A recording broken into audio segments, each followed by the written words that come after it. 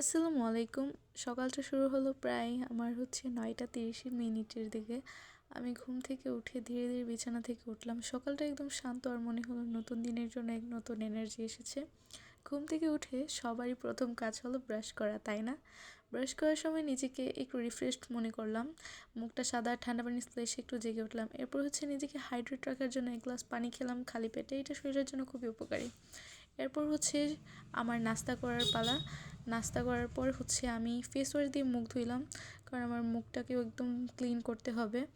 That's why. এরপর আমরা যেহেতু এক জায়গায় রওনা দিব, এর জন্য আমার আম্মু ব্যাগপত্র গুছিয়ে নিচ্ছে। এরপর আম্মু বোরকা পরে নিছে অ্যান্ড আমারও বোরকা বের করে দিছে অ্যান্ড আমি ওইটা পরবো। পরার পর দেখেন আমার বোরকাটা কত সুন্দর লাগতেছে, তাই না? একদম ফুল কভারেজ। আমি কোনো একদিন হিজাব টিউটোরিয়াল দিব ইনশাল্লাহ। এরপর রাস্তা যাওয়ার পথে আমাদের দাদুবাড়ি থেকে আমাদের যে বাসায় যে রোডটা, এই রোডটা খুবই সুন্দর অ্যান্ড ক্লিন একটা রোড ধরতে গেলে। আর আমার ছোটো ভাই সামনে বসছে, এই আশেপাশের ভিউ দেখাচ্ছিলাম আর কি।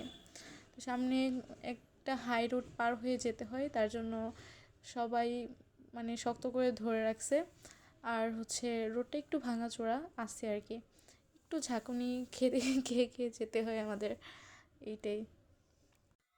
আর আমরা আজকে ট্রেন দিয়ে জার্নি করব, এই কারণে আমরা ট্রেন স্টেশনের মধ্যে চলে গেলাম।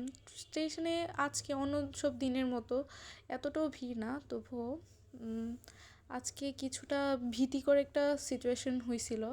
আমরা যখন ট্রেনে উঠছিলাম, ট্রেন থেকে নামার সময় হয়েছে কি মানে এত ধাক্কাধাক্কি লাগছিল, আমি তো ভাবছিলাম বাসায় আসতে পারবো না। যাই হোক, বাসায় আসার পর জানলার কাছে বসে আমার বাসার সামনের ভিউ দেখাচ্ছি আপনাদেরকে। বাসার সামনে অনেক সুন্দর একটা ভিউ আছে, পুকুর আছে, এইটাই। এরপর নিজেকে একটু ঠান্ডা রাখার জন্য আমার আম্মু কোল্ড ড্রিঙ্কস এনে দিছে। তো আজকের ব্লগটা এতটুকুই। সবাই ভালো থাকবেন, আল্লাহ হাফেজ। আর দেখা হচ্ছে পরবর্তী ভিডিওতে। টাটা।